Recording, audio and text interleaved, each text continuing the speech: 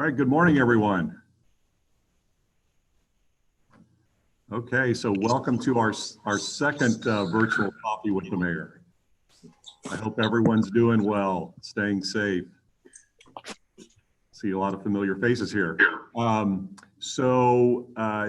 you haven't been on a Zoom before, basically the main thing is to know how and to unmute yourself if you want to speak.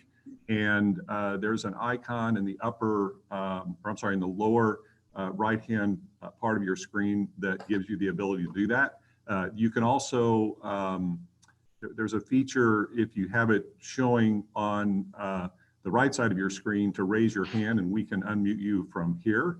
And so the way this works, as you probably know, is I don't say too much unless you have questions. This is time for all of you to discuss and ask questions about all things Wildwood. So welcome, and whoever wants to go first, just have at it. Alan?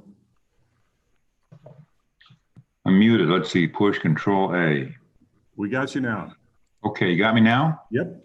Okay, well, I'm really impressed with the work that's being done up at the intersection of 100 and 109. And just out of curiosity, when do you think they're going to take cones down and finish restriping? Didn't hear the last part of your question. I'm sorry, Alan. When do you think they're going to take the cones down and be finished and get it striped up?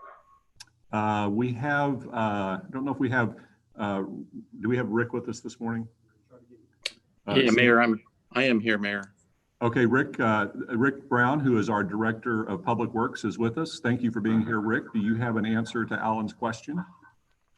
Well, I would say any day now. The only reason the cones are really still there is because they have to do the final striping, which they've been telling us they were trying to get done this week. So it really shouldn't be too much longer. Once the stripes are in place, the cones will start to go away. Well, looks great. Yep, Okay, thank you. You're welcome. Well, and in that regard, one thing that I was talking with our city administrator about yesterday, I'm not sure what MoDOT's plans are relative to repairing the ramps that come up to the bridge. On all sides from 100, they're in pretty bad need of repair, in my opinion. And I don't think it makes a lot of sense to have a very nicely done bridge and the roundabouts, and to have the approaches to it, have a lot of potholes and so forth. So we're reaching out to MoDOT, and hopefully we'll get a resolution of that soon. So thanks for your question, Alan. I also want to mention we have Councilmember Bertolino from Ward 5 and Councilmember Joe Garitano from Ward 8 with us this morning, and we're glad to have both of them. They do a lot for our city, much appreciated. So.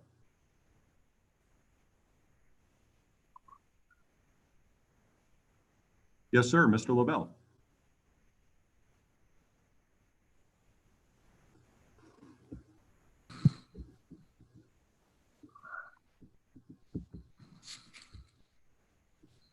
Okay, you can. There you go. Share with us what, if any, interactions you're having with the county in terms of where we're going as we relieve any of the restrictions. How's the city interacting and what's going on there?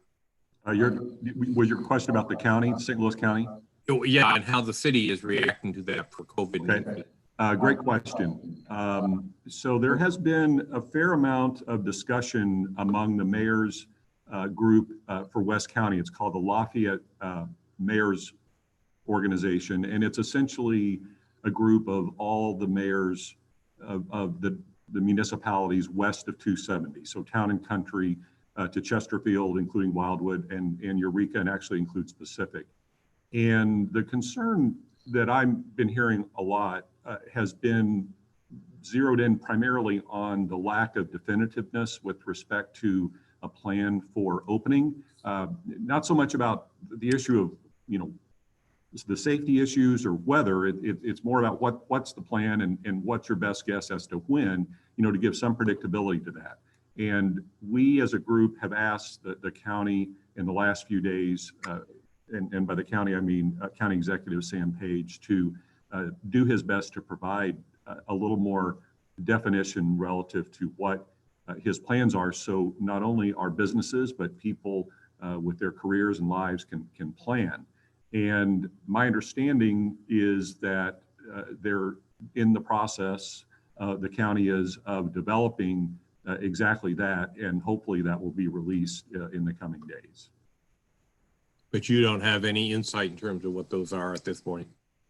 I would be guessing, which just adds to the, I get asked that a lot, and I unfortunately don't have an answer to tell our residents, for the very reason that I just mentioned, because, it seems, I think we can, even if it's something that can change, give or take a few days, just to, we can all look at the statistics in terms of the hospitalizations, the death rates, and so forth, and make judgments as to what, when we're going to get back to a normal pattern of life. And so I don't know, but I'm hopeful that it will be this week in terms of the plans to know more going forward in St. Louis County.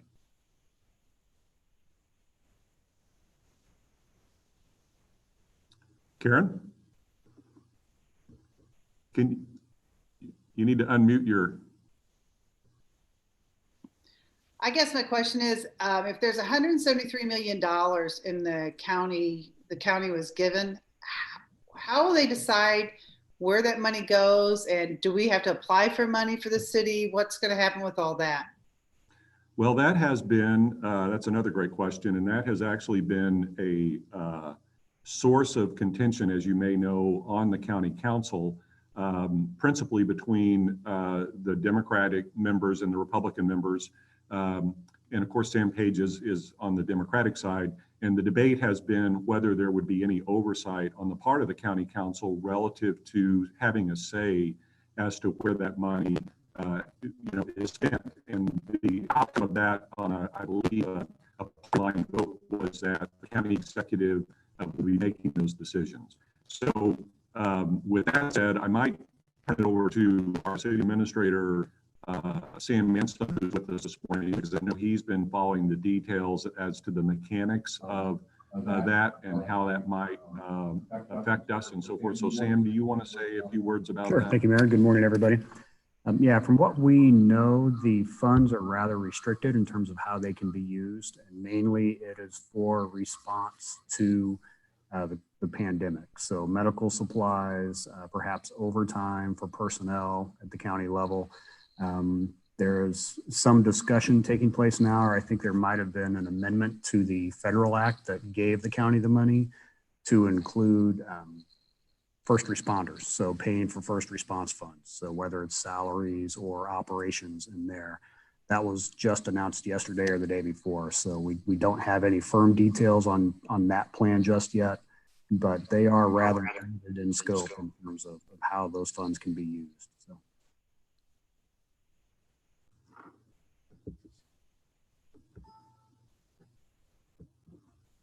Thanks for your question, Karen.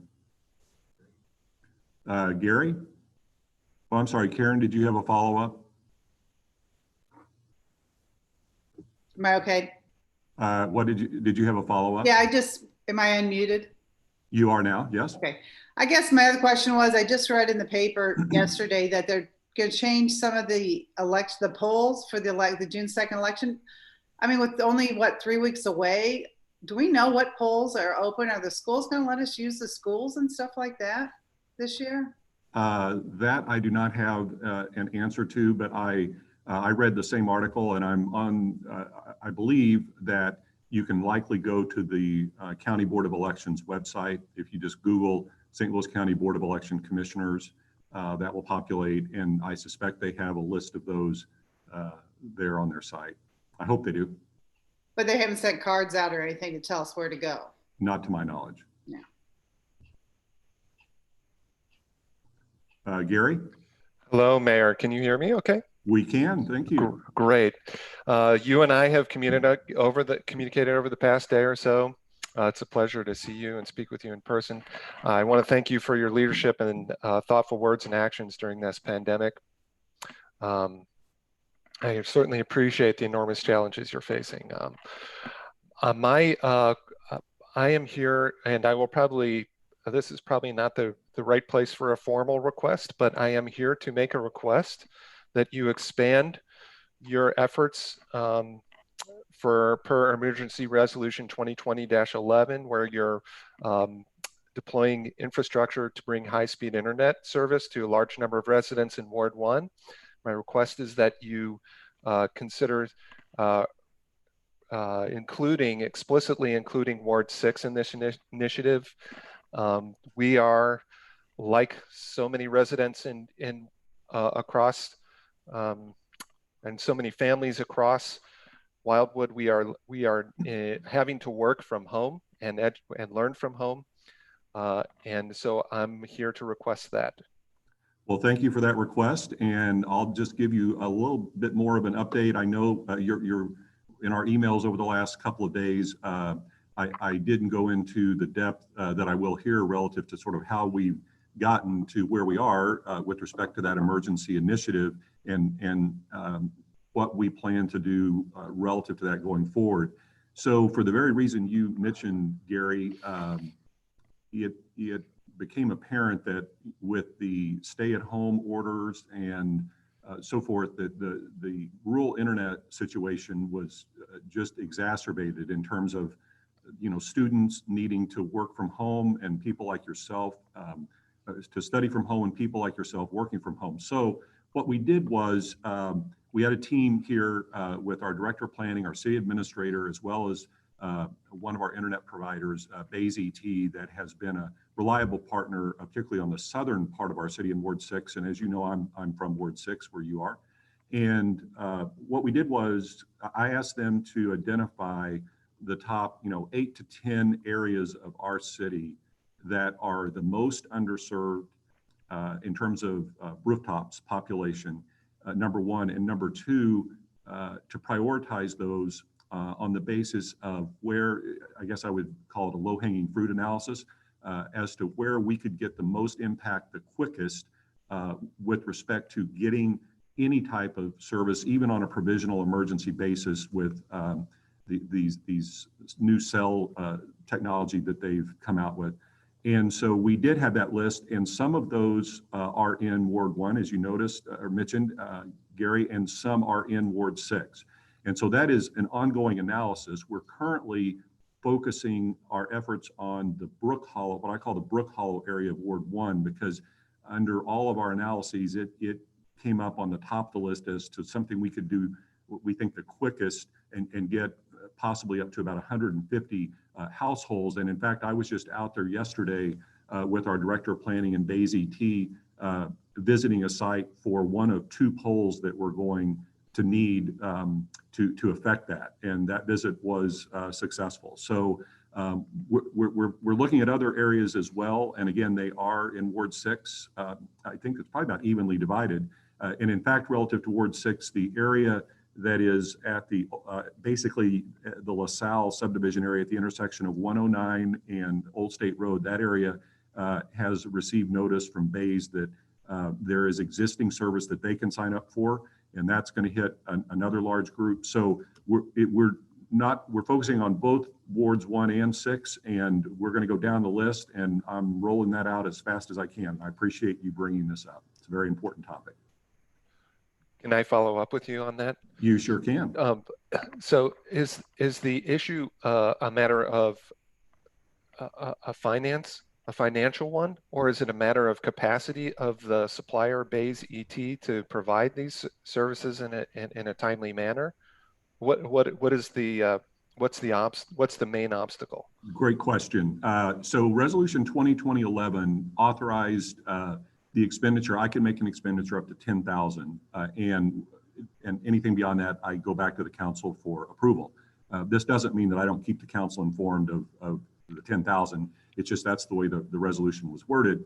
And so with respect to the dollars, it's not, I mean, the dollars are obviously part of the equation, although I've let the council know that as we go down this list, anything that appears viable, even if it goes beyond the 10,000, and I'm certain that it will at some point, my plan is to go back to the council and ask them to approve of, these efforts to get high-speed internet to these, most important affected areas, if it's, possible for us to do that feasibly.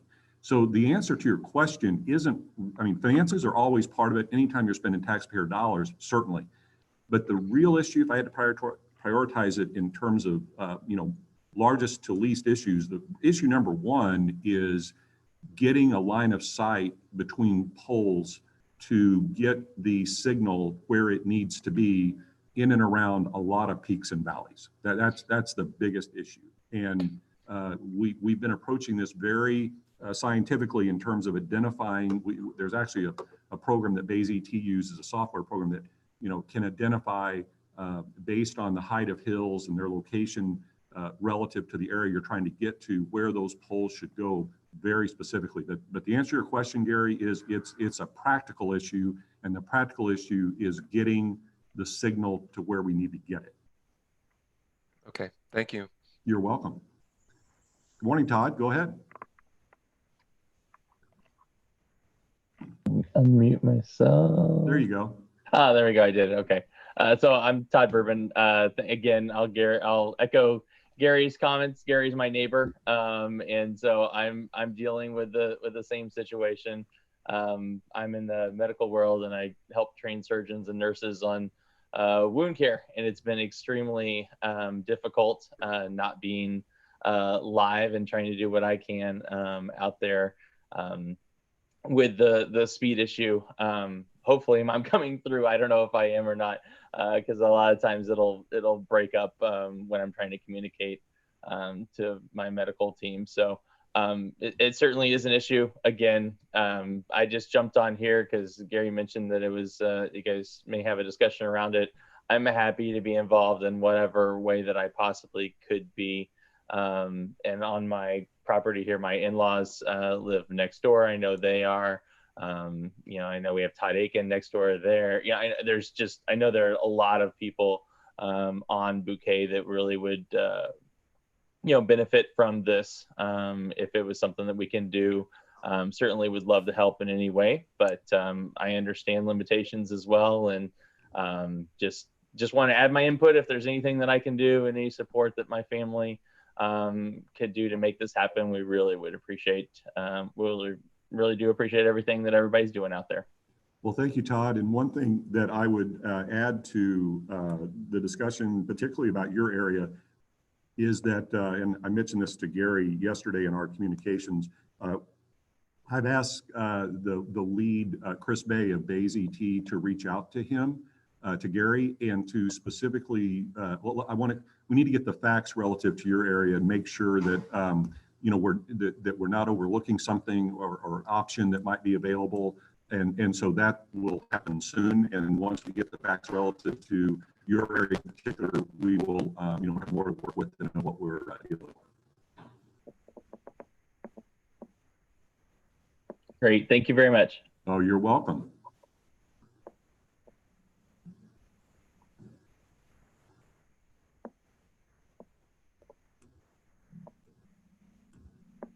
Sandy?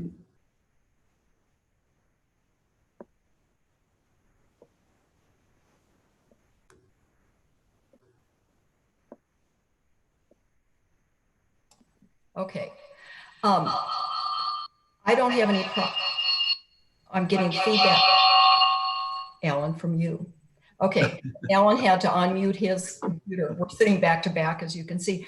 I have no complaints right now. My comments are concerning the work that's being done on Old 100 or Old Manchester, and they're moving right along. And if everybody remembers the last meeting, I said I heard the rumor that Larry's Tavern parking lot was going to get paved. It's paved.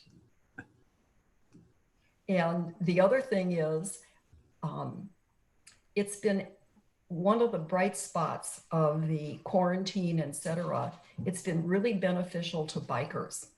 The bikers have been out in flocks because the traffic has been so minimal. So those of you that don't bike don't realize how wonderful it has been. So it's a very selfish thing on my part to say that, but it's been really, really good. So I don't have a question, but it's been a really, really great experience to be able to bike and not have to worry about monster trucks passing you on certain roads, etc. It's been good. That's all. I think that's a comment that I haven't heard in 4 years.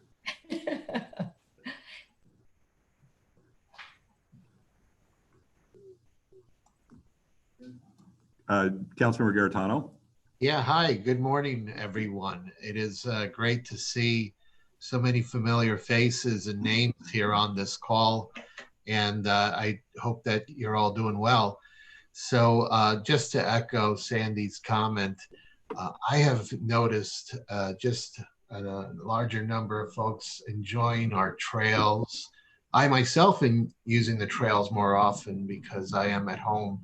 And I just love the fact that folks are out there using it. I think we're even picking up some new walkers and joggers and runners out there. So it's made me appreciate the beauty of these trails, especially with some of these beautiful days that we've had.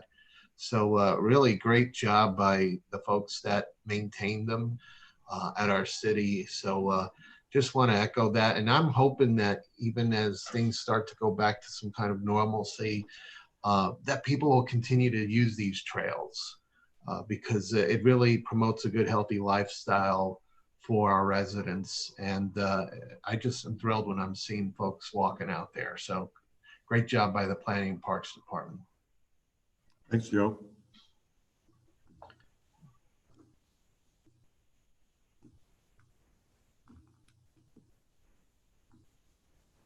Mr. Luft? Hey, Mayor. Hey, Joe, just a follow-up to what you just said. Is all parking open now at all the trails, or do we still have parking restrictions, or? All parking is open. Okay, that's great to know. Fantastic. Thank you.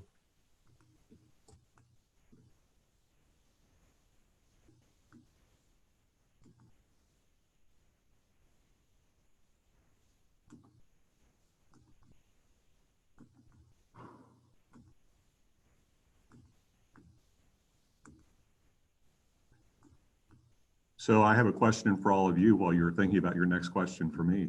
Does anyone want to comment on your thoughts on the final version? I know Alan mentioned this earlier, but what the bridge and the roundabouts and the landscaping and everything that goes with it, does anyone have an opinion on that they want to share?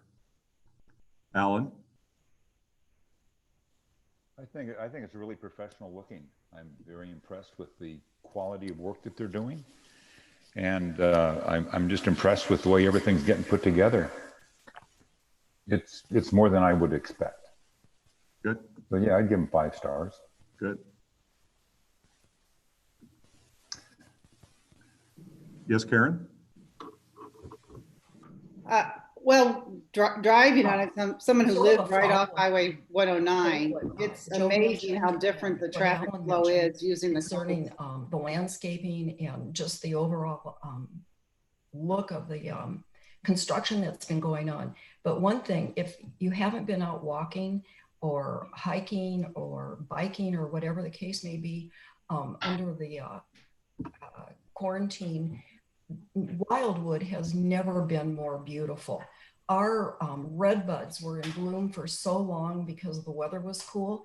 And on Easter Sunday, the dogwoods opened up and some of them are still blooming. Rock Hollow is probably one of the most beautiful walking, hiking, biking locations in the spring. I can't even begin to name all the flowers that were blooming. There were just literally fields of them. It's been absolutely a spectacular spring in Wildwood. I can't, we've lived out here for 35 years and it's been absolutely one of the most gorgeous springs we've ever had because the weather's been so cool. So if you haven't been out enjoying our trails and our parks, they've been just spectacular. Alan and I hiked the it's the something granite trail down in Rockwood yesterday, and you can hike and down into a cave area, and if you want to, it's because it's dry right now, you can actually walk over to the cave. It's just been spectacular. I can't can't begin to tell you what a beautiful, beautiful spring we've had. It's been gorgeous. It has been. We're very fortunate and blessed to have a city like we do, and all of you are part of it. And one thing I just want to mention relative to your comment, Sandy, that kind of goes along with the other comment about the maintenance. You know, Councilmember Garetano mentioned of our trails and so forth. We've also, I hope you've noticed, we put some effort into beautifying our city in terms of, you know, the landscaping that you see at the new roundabouts with the bridge, and also in the median of Highway 100 that starts at West Glen Farms. Those plants are just now starting to grow. I think they're going to look better by the end of the summer. But, you know, it's those things that, you know, when I've been out talking with our residents, you know, and listening to them, I've had several comments about, you know, like on Strecker Road, for example, the median and so forth that we've put in place. And you know, we need to keep it and maintain it and keep it looking nice. And it's one of those things you can, in my opinion, you know, small amount of money for, you know, the big bang you get out of that, because all of us and everyone who visits our city see those prominent places, you know, every day when they drive by. So we're doing our best to basically, bottom line, keep our city, you know, looking nice and improving it where we can without spending a lot of money to do that. So thank you for your comment. Karen, were you going to say something earlier? I'm sorry. I was just talking to how nice. Do I have to unmute again? I'm okay. You're right. You're okay. Good.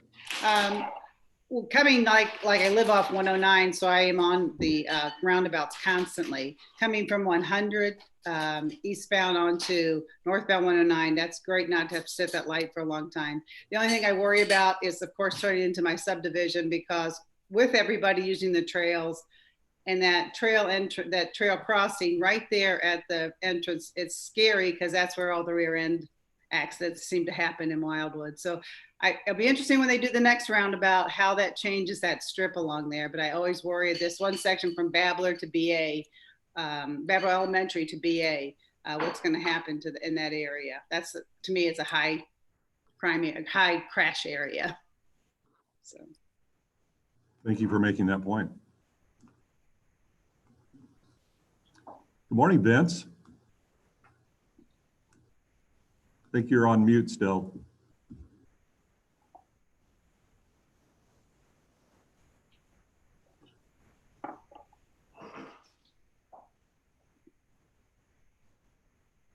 You should be good.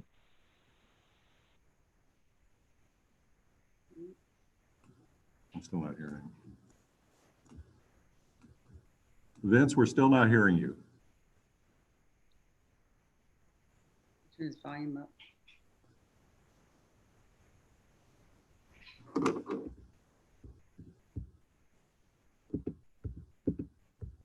Looks like he's muted. Maybe his volume down.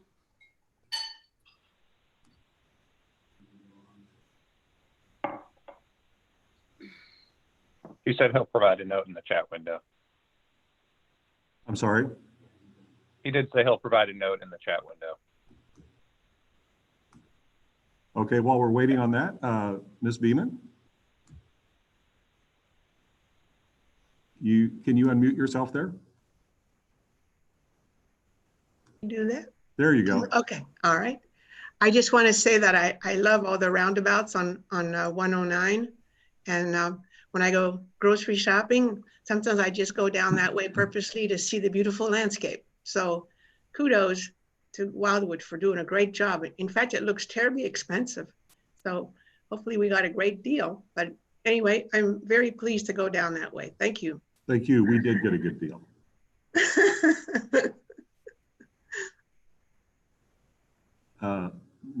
Tim Crahan?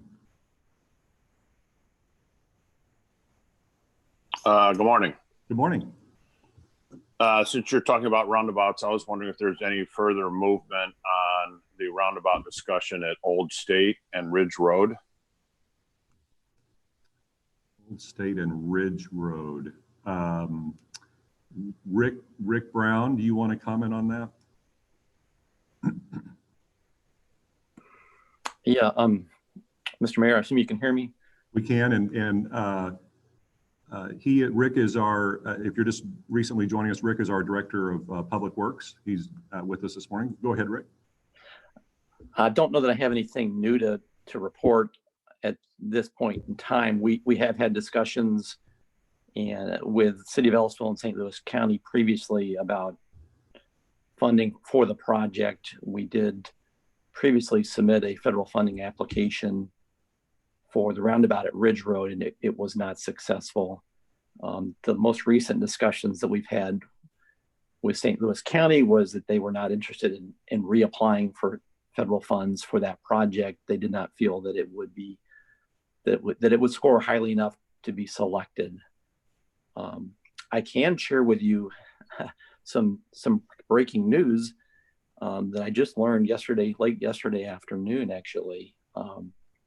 If you don't mind, we are on the list.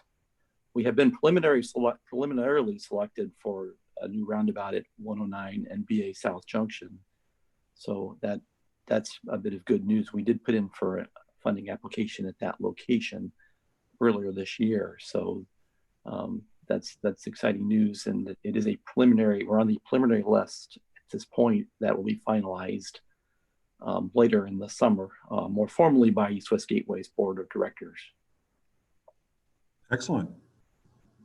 And thank you for the question.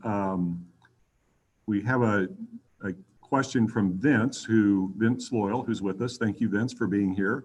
And he has asked in the chat window whether our Wildwood events for the summer have been officially canceled. And specifically, he's asking about the farmers market and concerts and so forth.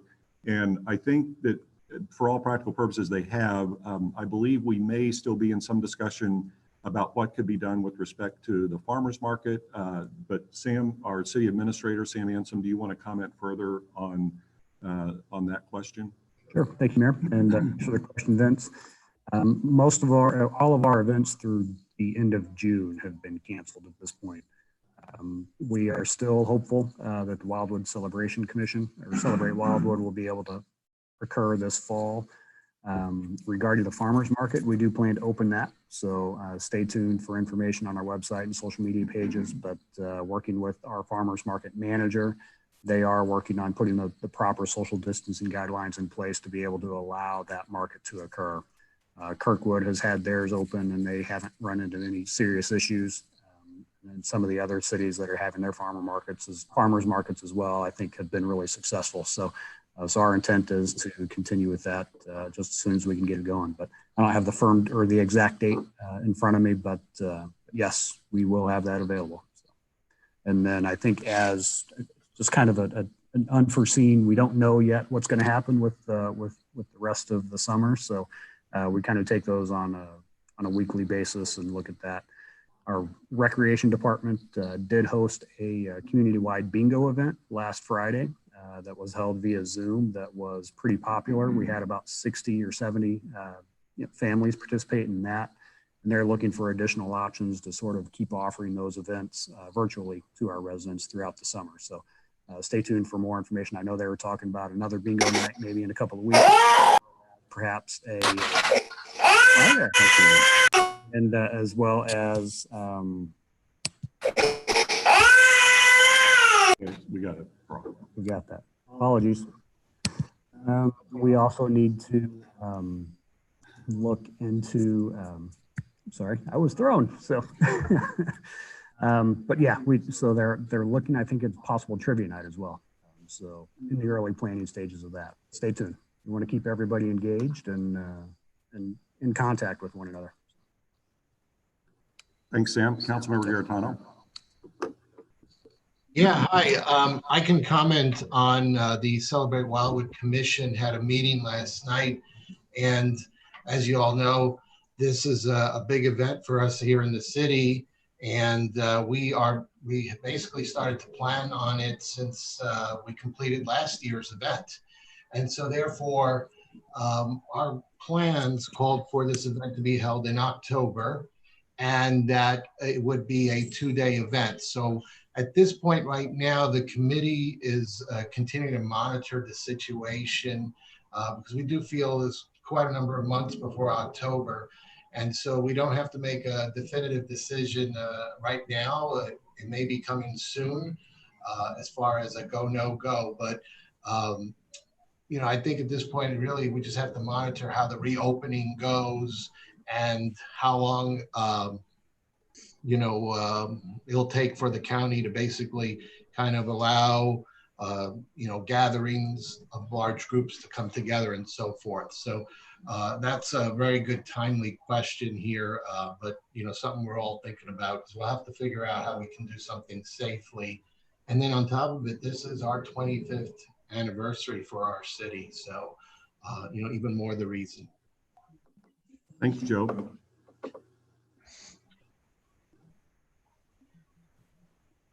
Ms. Beeman? I wanted to say thank you for continuing the senior yoga. I really enjoy that every Friday morning. And it's nice to see the instructor. It feels like there's some normalcy to my life. So thank you very much for keeping that up. Just wanted to say that. Well, thank you for the comment.